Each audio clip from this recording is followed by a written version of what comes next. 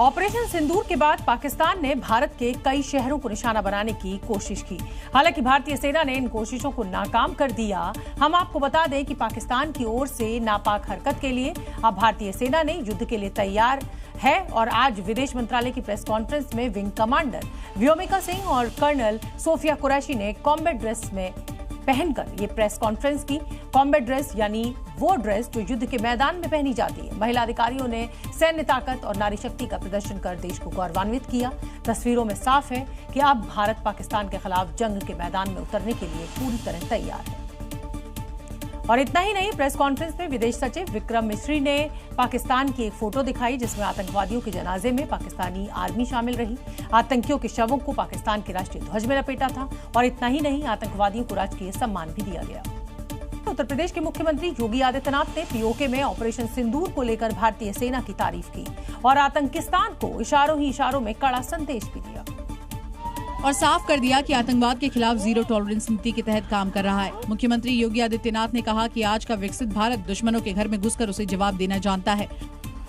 बेवजह हमने किसी देश के कार्य में कभी भी हस्तक्षेप नहीं किया, लेकिन अगर कोई हमारे आंतरिक मामलों में हस्तक्षेप करके हमारे नागरिकों को छेड़ता है, उनकी सुरक्षा में सेंध लगाता है, तो नया भारत जो विकसित भारत की आधारशिला बन चुका है वह उसको छोड़ता भी नहीं है, उसकी मांद में घुस करके उसको जवाब देता है। योगी आदित्यनाथ ने कहा कि पीओके में ऑपरेशन सिंदूर के जरिए दुनिया ने भारत की ताकत का एहसास किया और आगे भी दुनिया इस ताकत का एहसास करेगी। सीएम योगी आदित्यनाथ का ये बयान ऑपरेशन सिंदूर की सफलता के बाद आया, जिसने एक बार फिर यही साबित किया कि भारत अपनी सुरक्षा और संप्रभुता के साथ कोई समझौता नहीं करता। पाकिस्तान हैप्पी इंडेक्स में भारत से ऊपर है। जानते हैं क्यों? क्योंकि शहबाज शरीफ अपनी आवाम को चुटकुले बहुत जबरदस्त तरीके से सुनाते हैं।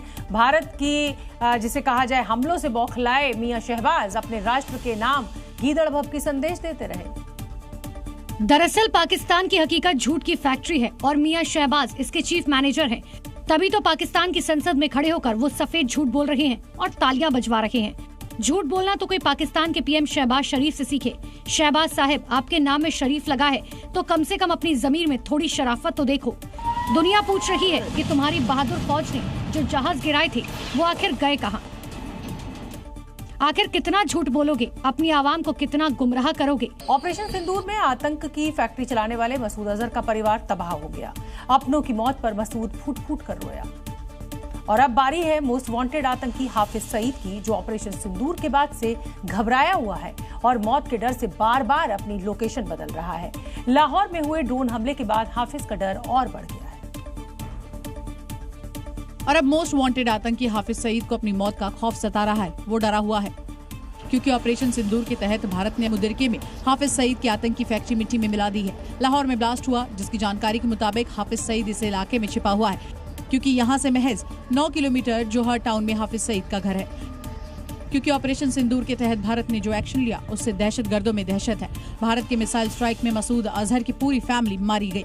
मरने वालों में मौलाना मसूद अजहर की बड़ी बहन मौलाना कशफ का पूरा परिवार मारा गया। मुफ्ती अब्दुल रऊफ के पोते पोतियां, बाजी सादिया के पति समेत सबसे बड़ी बेटी के 4 बच्चे घायल हुए हैं। खुद मसूद अजहर ने इन मौतों की पुष्टि की है। परिवार का खात्मा होता देख मौलाना मसूद दहाड़ मार कर रोने लगा और कहा, इससे अच्छा मैं मर जाता तो ठीक रहता। और अब यही खौफ आतंकी हाफिज सईद में भी दिखने को मिल रहा है, क्योंकि वो जानता है कि उसने जो गुनाह किए हैं उसके लिए भारत उसे कभी माफ नहीं करेगा।